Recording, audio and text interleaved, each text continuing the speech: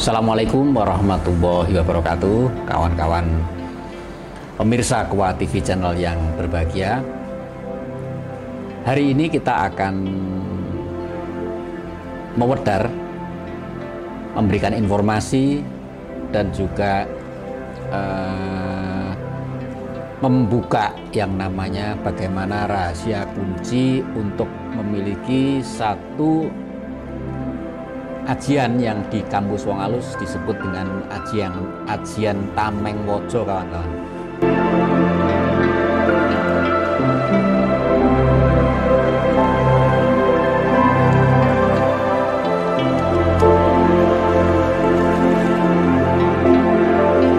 Ini untuk memperkaya khasanah budaya spiritual kita, budaya spiritual yang ada di masyarakat, ya kawan-kawan ya. Nah, kita ketahui kawan-kawan bahwa yang namanya di Jawa, tidak hanya di Jawa saya kira, tapi di Nusantara ini banyak sekali ilmu-ilmu gaib. Sebenarnya kalau dikatakan ilmu, kawan-kawan, ini juga perlu dipertanyakan sebenarnya. Disebut saja ilmu kira-kira begitu. Karena apa yang namanya, kalau di barat ilmu itu bahasa Inggrisnya science gitu ya, science, dan syarat-syarat sesuatu itu dikatakan ilmu kalau di khasanah barat banyak sekali. Misalnya harus rasional, runtut, terus juga ada metode keilmuannya, metode ilmiahnya, dan juga ada objek materia, objek forma, dan lain sebagainya lah, kawan-kawan. Sementara kalau di yang disebut ilmu gaib atau ilmu-ilmu yang di Nusantara, ajian dan sebagainya, ini bisa disebut ilmu karena hanya penyebutan saja, tapi sebenarnya kawan-kawan lebih cenderung kepada amalan saya kira ya. Jadi sesuatu yang diamalkan oleh leluhur kita dulu. Nah, ini bedanya konsep ilmu di dunia barat dengan konsep ilmu di timur. Juga ada, kita ketahui juga sebelum kita bahas tentang ajian Tameng Wojo ini, kayak misalnya di khasanah dunia timur, di India, di Cina, yang disebut ilmu di sana lebih cenderung kepada keyakinan-keyakinan terdalam yang dianut oleh masyarakat setempat, sehingga yang disebut ilmu di sana mungkin juga ada hubungannya dengan kepercayaan dan keyakinan, dan itu beda sekali dengan konsep ilmu yang ada di dunia barat. Pada kesempatan malam ini kita tidak membahas tentang perbedaan ilmu barat dan timur secara mendalam tentu saja, tapi lebih cenderung ke satu khasanah budaya, amalan tadi yang kita sebut, yaitu ajian Tameng Wojo. Kita ketahui bahwa Nusantara ini dulu sangat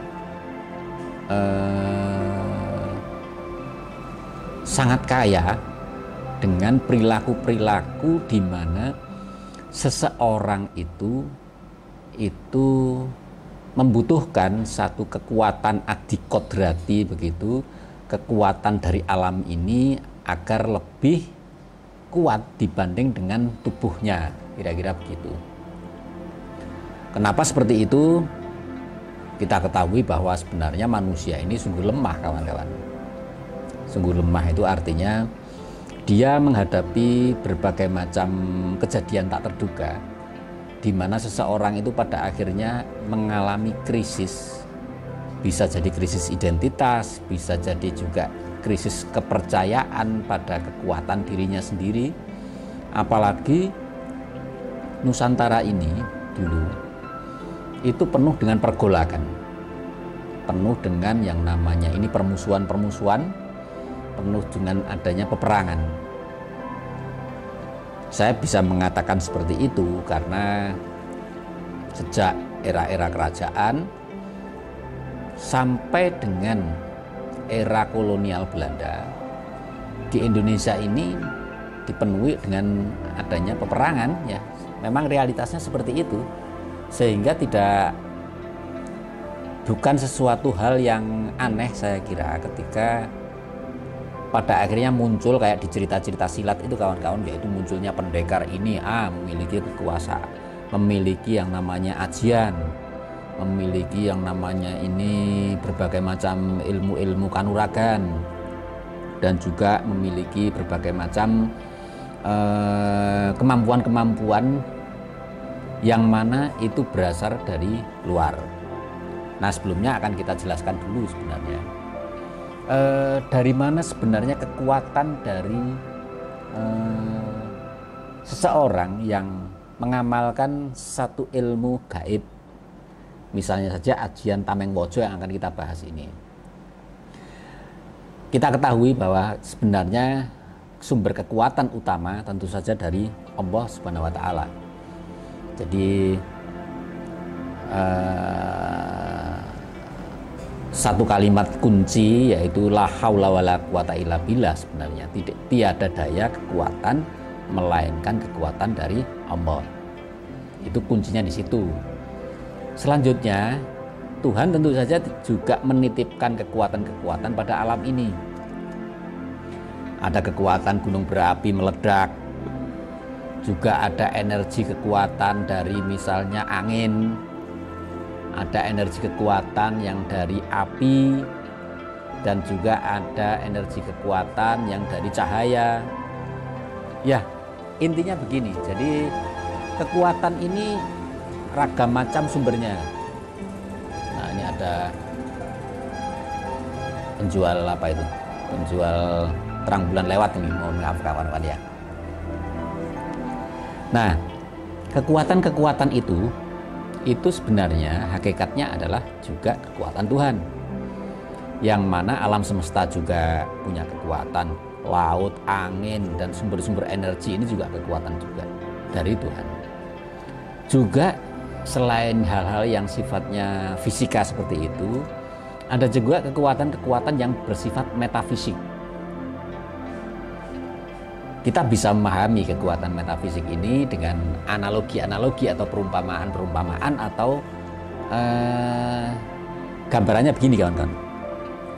Satu contoh, kita mengenal kekuatan listrik ya. Nah, ini kan nggak kelihatan ini, nggak kelihatan.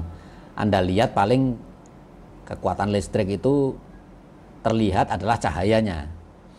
Tapi sesungguhnya yang namanya listrik ini bukanlah yang namanya cahaya kan. Kekuatan listrik bisa kita rasakan misalnya Anda megang yang namanya ini kabel. Nah, itu kan pada akhirnya jadinya kesetrum. Kita semua kesetrum megang kabel. Padahal sebenarnya yang namanya kabel itu kalau tidak dialiri listrik itu tidak punya energi.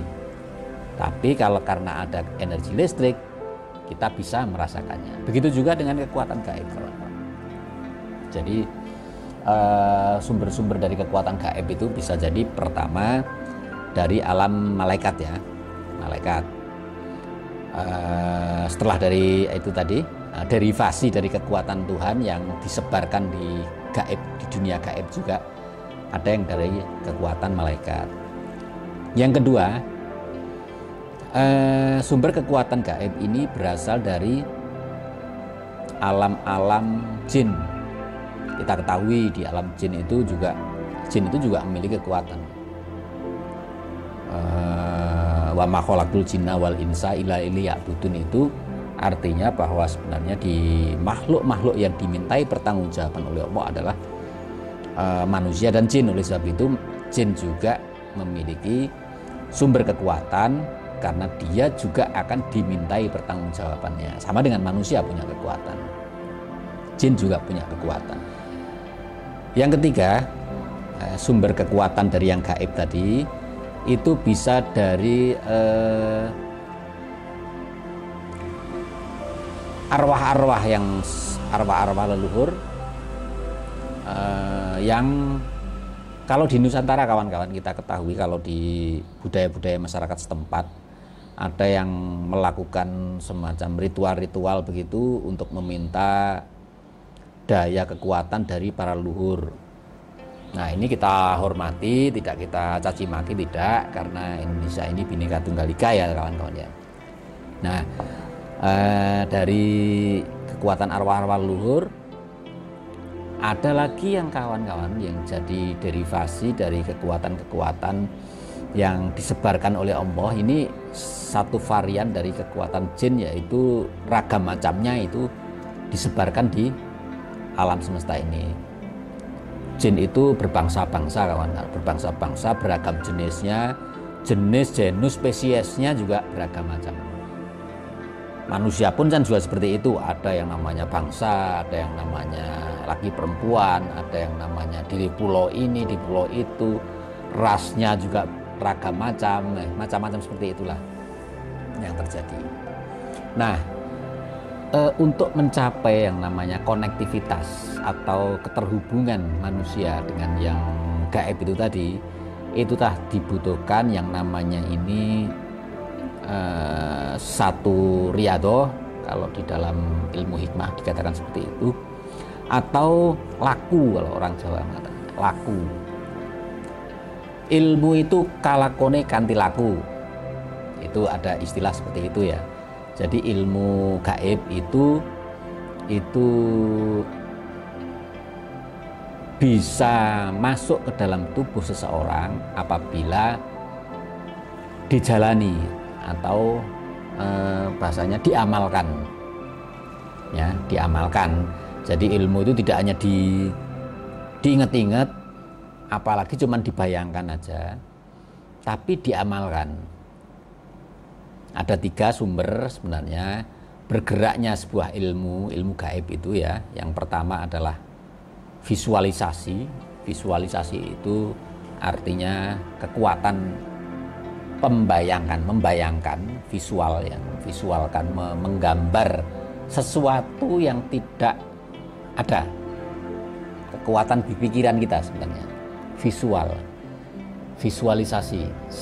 Misalnya seorang insinyur, dia pengen gambar rumah. Nah, ini dia perlu untuk menggambar yang tidak ada di dalam kenyataan, akhirnya menjadi ada karena dia punya kekuatan daya khayal. Itu namanya menggambar, visualisasi. Selanjutnya kawan-kawan, selain visualisasi ada afirmasi. Afirmasi itu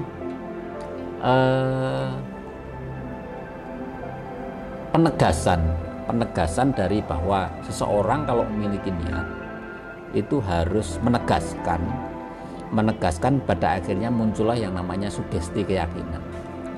Jadi afirmasi itu ibaratnya kalau di dalam pengamalan laku ilmu-ilmu gaib ya, atau amalan-amalan itu adalah doanya, doa mantra yang itu sebenarnya itu untuk fungsinya selain menggambarkan tadi adalah mengafirmasi, menyetujui dalam dirinya. Yang pertama adalah menyetujui dan mereplikasi itu dari gambaran utuh yang ada di dalam gambarannya tadi.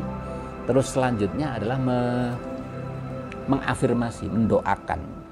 Doa itu intinya di dalam mantra itu adalah menggambarkan secara kuat dan pada akhirnya masuk ke sugesti atau meyakini, keyakinan. Jadi visualisasi, afirmasi sama sugesti, meyakini sesuatu. Itu tidak bisa, ketiganya itu tidak bisa kalau tidak dijalani, kawan. Kalau hanya sekedar Anda bayangkan aja, saya pengen punya mobil gitu. Nah, misalnya ini pengen punya mobil, tapi Anda tidak menggambar saya nanti pengen punya mobil, oleh sebab itu mengafirmasinya saya akan berdoa,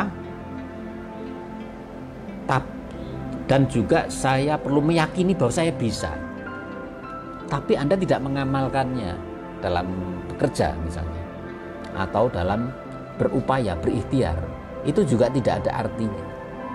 Jadi ketiga-tiganya itu, visualisasi, afirmasi, dan sugesti itu bisa bergerak ketika, ini syaratnya, Anda jalani.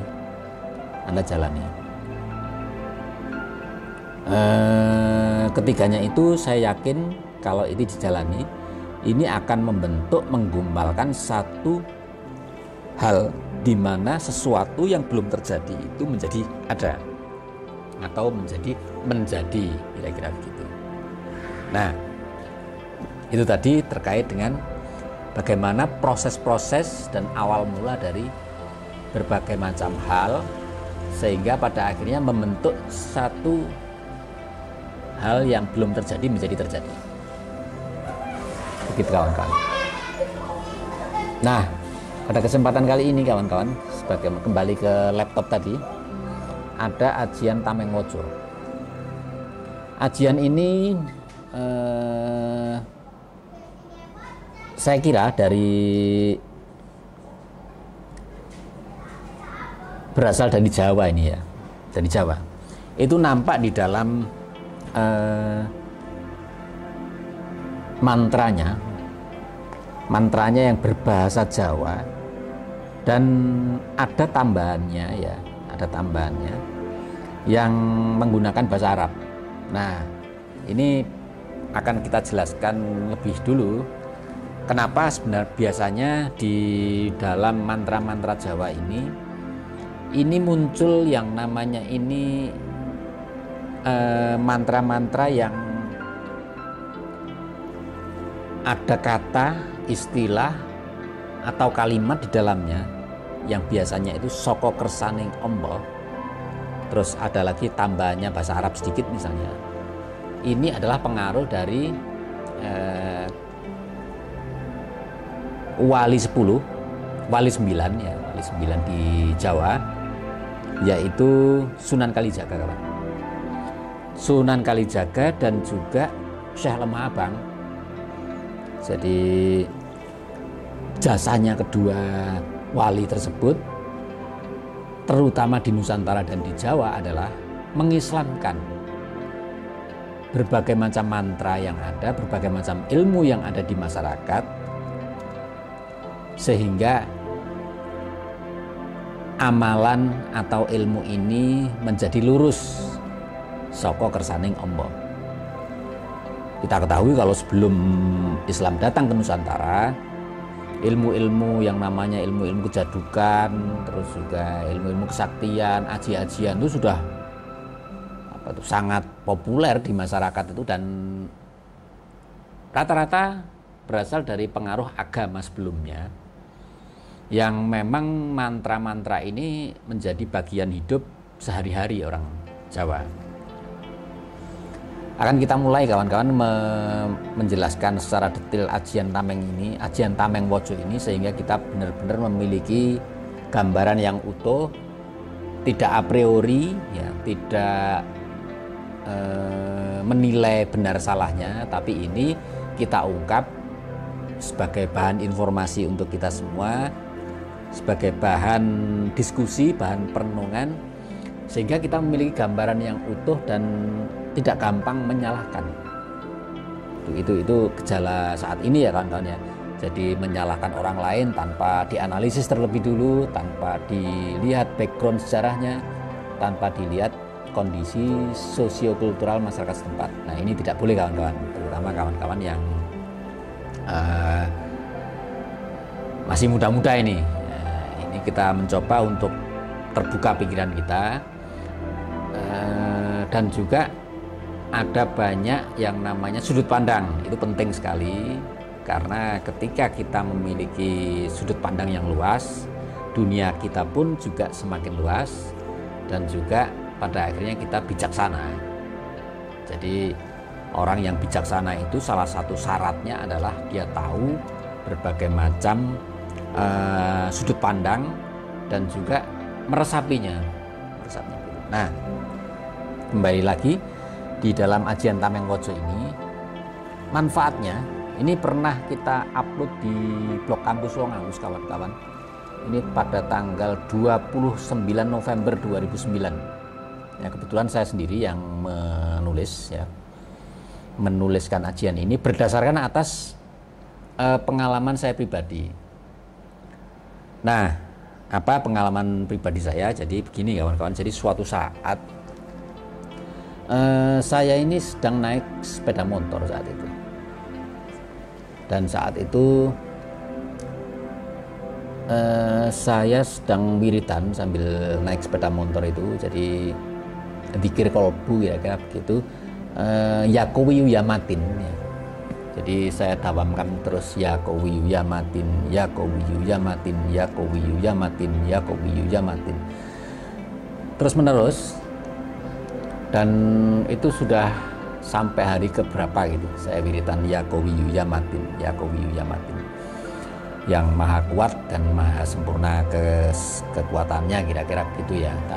Tak wiridkan begitu terus, ya qawiyu ya matin, ya qawiyu ya matin, ya qawiyu ya matin, ya qawiyu ya matin, ya qawiyu ya matin. Nah, ketika saat itu saya berangkat ke kantor, kawan-kawan, naik sepeda motor, tiba-tiba di satu ruas jalan gitu, saya ingat saat itu saya berjalan di Jalan KH Mukmin ya, itu saya merasa dapat visual gambaran yang sangat kuat di depan saya itu. Saya itu menabrak sesuatu, jadi menabrak kayak bentuk besi begitu, kayak tameng begitu, kayak tameng. Dan itu langsung membuat saya ini seakan-akan kehilangan kesadaran, kawan. Jadi tameng itu di depan saya tabrak gitu, blek gitu, sehingga tiba-tiba saya itu merasa bahwa tubuh saya itu kaku, kayak nabrak es ya, es gitu. Dan akhirnya kayak tameng itu tadi itu nempel di badan saya, plek gitu ya, plek gitu. Dan suaranya pun saat itu saya kayak nabrak besi. Jadi ya Anda bayangkan sendirilah nabrak besi itu kayak apa, kuang gitu ya tubuh saya. Dan setelah itu yang saya rasakan adalah tubuh saya itu kaku kayak seakan-akan saya robot. Nah, tapi tidak sampai terjatuh. Saya saat itu masih seakan-akan kesadaran saya hilang, tapi saya masih gerakan refleks naik sepeda motor itu sampai ke kantor. Di kantor, saya ingat saat itu saya ketemu dengan kawan-kawan, tapi saya itu melihat mereka ini dengan wajah yang lain, kawan. Jadi saya diajak ngomong, kadang saya itu nggak nyambung gitu. Katanya teman-teman ini nggak nyambung. Saat itu saya itu seakan-akan kebingungan gitu. Saya ini sedang ngapain di kantor, dan saat itu pada akhirnya saat itu saya keluar dari kantor ya pagi itu dan ngopi. Saya itu meredakan sepanengnya diri saya, dan sehingga saya merasakan tidak nyambung dengan komunitas di tempat saya bekerja. Nah, saat itu yang terjadi adalah saya ngopi di kantor. Setelah itu saya pulang, kawan-kawan. Di rumah, tiba-tiba saat itu saya menyadari bahwa di depan saya itu tadi, itu yang saya tabrak tadi, jadi kayak tameng itu tamengnya gede, segede manusia gitulah, segede manusia tinggi begitu, nabrak saya bles begitu, dan suaranya kenceng banget, wang. Pulang, dan saat di rumah itu saya itu seakan-akan mendapatkan bisikan. Bisikan itu sebuah mantra yang ketika saya ingat-ingat betul, saya tuliskan begitu, itu bunyinya seperti ini, kawan-kawan. Nah, saat setelah itu saya ingat-ingat betul, dan sekarang sudah lupa, kawan-kawan. Ini sudah terjadi sekitar 10 tahun yang lalu, sehingga mungkin saya sudah lupa, dan saya tuliskan di blog Kampus Wong Halus. Bunyinya seperti ini, kawan-kawan. Jadi yang saat itu saya tulis, dan saya ingat-ingat saat itu ketika saya pulang ke rumah itu tiba-tiba saya bisa menuliskan ini. Jadi bunyinya begini: Bismillahirrahmanirrahim, niat ingsun amate ajiku tameng wojo. klambiku wesi kuning, sekilan gembok kandele. Ototku kawat, balung wesi, kulitku tembaga. Dagingku waja kep karekep barukut. Kinemulan waja inten, mekangkang secengkal, sakilan, sak dempu saking brojo. Datan ora nedasi, mimis bedil nglumpruk, katikapuk tantu momo ing badanku, saka kersaning Allah ya kawiyu ya matin. Itulah yang pada akhirnya saya cocok-cocokkan mantra itu di berbagai macam literatur ya, literatur yang ada di khasanah ilmu-ilmu Jawa yang disebut Ajian Tameng Wojo. Jadi saya mendapatkan ilmu ini pengalaman saya seperti itu. Jadi pas di jalan itu tadi, apa yang terjadi setelah saya mendapatkan mantra itu dan juga menabrak yang namanya Tameng Wojo tadi. Nah ini kawan-kawan, ternyata untuk orang yang menguasai ajian ini kawan-kawan, yang ini di dalam literatur ini tidak akan mempan diserang senjata tajam, bahkan senjata api sekalipun. Dan untuk menguasai ajian piantel ini tidak mudah kawan-kawan. Jadi ternyata ajian Tameng Wojo ini yang dulu dimiliki oleh para pendekar di Nusantara ini lakunya sangat berat. Salah satunya yang, dan ini sudah saya tulis di blog Kampus Wong Alu, sudah 9 November mau dibuka, yaitu menjalani puasa 40 hari tanpa putus. 40 hari tanpa putus, dan puasa ini dilakukan sebanyak 3 kali bulan Muharram. Tentu saja kalau kita mengatakan 3 kali bulan Muharram, itu berarti 3 tahun berturut-turut harus ngamalkan. Dan selama menjalani puasa ini, setiap tengah malam habis sholat tahajud membaca mantra rapal ajian Tameng Wojo 21 kali pada seember air yang selanjutnya digunakan untuk mandi keramas airnya itu. Dan selama menjalani puasa ini ya kawan-kawan ya, setiap habis sholat fardu atau sholat isya dilanjutkan dengan sholat sunnah dan membaca istighfar sebanyak 1000 kali agar jiwa benar-benar bersih dari niat jahat. Ya. Dan rapalnya sudah kita sebutkan tadi ya. Bismillahirrahmanirrahim, niat ingsun amate aji Tameng Wojo, klambiku wesi kuning, sekilan segembok kandele, ototku kawat, balungku wesi, kulit tembaga. Dagingku waja kep karekep barukut, kinemulan waja inten, mekangkang sak cengkal, sakilan sak dempu saking brojo. Datan ora dasi, mimis bedil nglumpruk, katikapuk tantu momo ing badanku, saka kersaning Allah ya kawiyu ya matin. Nah ini mungkin dulu sebelum Sunan Kalijaga ini hadir ke Nusantara, ajian ini mungkin sudah ada ya, dari agama Hindu Buddha ini sudah ada mungkin. Terus dengan datangnya yang namanya Sunan Kalijaga dan juga Syekh Lemah Abang ini mendapatkan diislamkan lah kira-kira, mendapat sentuhan dari saka kersaning Allah ya kawiyu ya matin.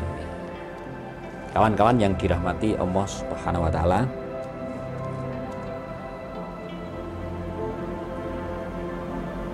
kita mungkin sekarang ya, mungkin ini sudah terlalu jauh dengan era masa lalu, era di mana kesaktian itu diperlukan sekali untuk bertahan hidup, survival kawan-kawan. Cuman ya cuman mungkin kita tidak perlu memiliki ajian Tameng Wojo seperti ini. Ini pendapat pribadi saya. Cuman kalau ingin mengamalkan silahkan.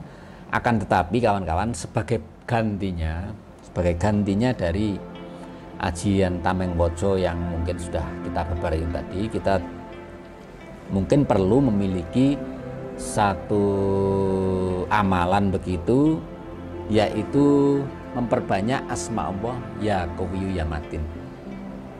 Ya Qawiyu ya Matin. Caranya bagaimana? Kita dawamkan terus ya Qawiyu ya Matin, ya Qawiyu ya Matin, ya Qawiyu ya Matin ya. Setelah sholat kawan-kawan ya, setelah zikir ya Qawiyu ya Matin sebanyak berapa? Mungkin bisa 1000 kali kawan-kawan setelah sholat zuhur, setelah sholat fardu, sholat subuh, zuhur, asar, maghrib, isya, mungkin juga ditambah tengah malam setelah wiritan ya Qawiyu ya Matin, ya Qawiyu ya Matin, ya Qawiyu ya Matin, ya Qawiyu ya Matin. Anda bisa meniupkan ke telapak tangan kita setelah wiritan ya, wiritan.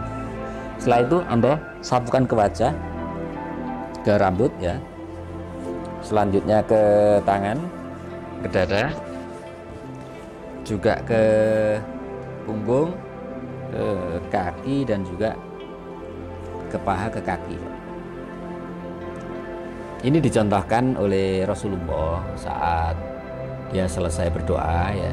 Ini Rasulullah Shallallahu Alaihi Wasallam ini meniupkan ke telapak tangannya, setelah itu menyapukan ke wajahnya, ke rambut, ke tangan, ke dada, ke punggung, ke kaki, sampai ke telapak kaki.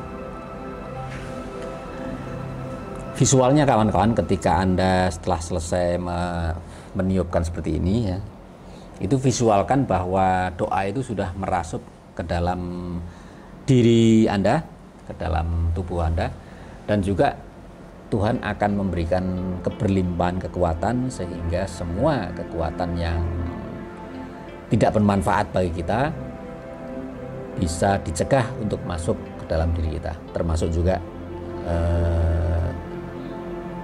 senjata apapun ya. Jadi begitu. Jadi visualnya begitu. Nah, asma ya Qawiyu ya Matin ini sepengetahuan saya, sepengalaman saya sangat bagus sekali diamalkan untuk kawan-kawan muda terutama yang ada yang sekarang suka di sanggar-sanggar yang namanya silat, sanggar-sanggar bela diri, sehingga ya, ketika nanti Anda berlatih tidak mengalami luka yang serius, ataupun di saat-saat darurat Anda harus menghadapi yang namanya bahaya, ya dihadapi saja. Jadi prinsip saya bahwa musuh itu haram dicari kawan-kawan.